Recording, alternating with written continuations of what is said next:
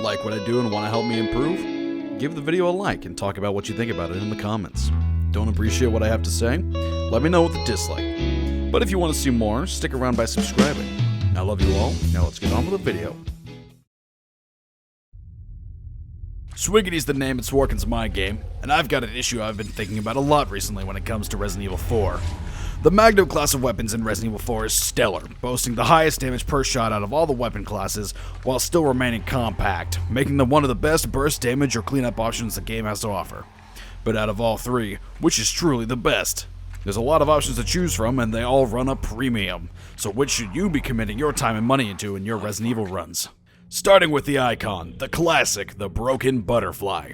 An apt name, as this gun makes light work of anything you go up against.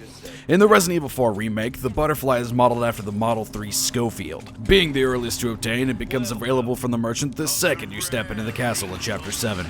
You may be holding off on buying it initially, because it's either expensive or you're hoping the free one from the original is still in the game. And while the room you would have gotten it from is still there, the only thing in that room is just treasure. Therefore, buying the Magnum early is an effective strat for multiple reasons. The first is that the merchant sells the Broken Butterfly decently early. Like I said, you're able to get it off rip on Chapter 7, pretty much as soon as you get in there. And when he does start selling it, it comes with a Magnum ammo crafting recipe for free. Buying it now will save you time and money in the future, allowing you to stockpile Magnum ammo in order to use it more freely, or for extra threatening enemies. Getting it early allows you to use it on the following difficult enemies, making their entire sections much easier. The Garrador in the dungeon, the Zealot with the Red Lantern, the Armadoras, the special Golden Armadora that I will effectively immediately dub Gary, the 2 Garrador fight, the Verdugo boss fight, the Double Gigante fight, the 2 Zealots on the elevator, the Salazar fight, the Krauser fight, and the Sadler fight. That's pretty much all the fights in the goddamn game. Doing a whopping 15 damage per shot at base, it is a force to be reckoned with, and when fully upgraded it deals an absolutely ungodly 40 damage per shot. Unfortunately, it is wildly inaccurate. Having a hard time holding zero, this thing's crosshairs will open up faster than your mom at happy hour the second you move your aim. Not to mention that on base, it only reloads 1 bullet at a time. But fans of the original game will recall that there is in fact a second Magnum to unlock later, and may still be holding out for that. The Killer 7 is the second unlockable Magnum, being obtainable in the start of Chapter 11 from the merchant at the start of the mine segment. It is modeled after the Colt 1911. Starting with an incredible 20 damage, a magazine size of 7, and perfect precision from the integrated laser sight, this hand cannon is leagues ahead of the Broken Butterfly the second you get it out of the box. Also being a 1911, it reloads the entire magazine when reloading, instead of 1 bullet at a time. When fully upgraded, it gains a 5 times critical chance modifier, just like the MUP that you start with. This all does come at a high cost, however, as the gun harbors a cost of a grand total of $77,700, along with an incredibly expensive path to fully upgrading it.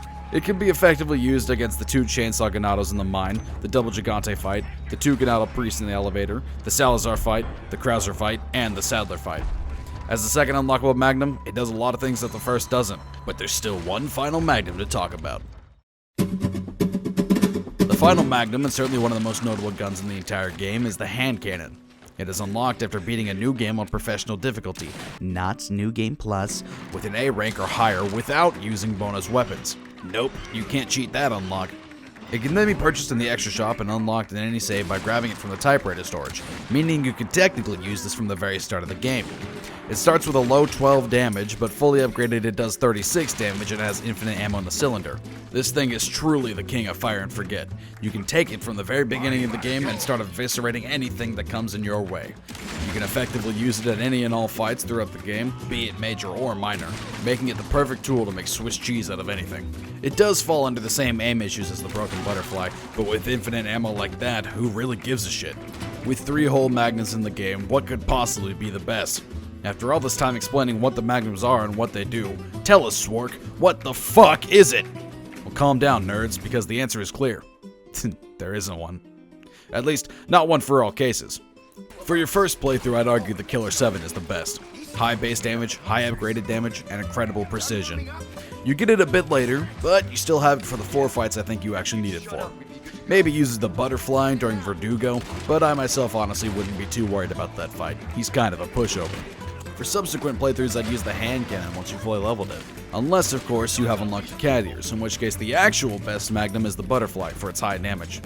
Look, I mean, it's really preference here. 40 damage for the highest damage per shot with the butterfly, 5 times critical chance and the highest precision with the Killer 7, or never having to worry about reloads again with the hand cannon. Personally, my money's on the butterfly. It's got the highest damage per shot in-game, and it's got a fucking cool-ass cowboy gun aesthetic to it. And if you don't like cowboys, you're just objectively wrong. But having heard all this, what do you guys prefer? Let me know in the comments so we can talk about it. But until then, sweet summer child, I'll see you around. Auf Wiedersehen and au revoir.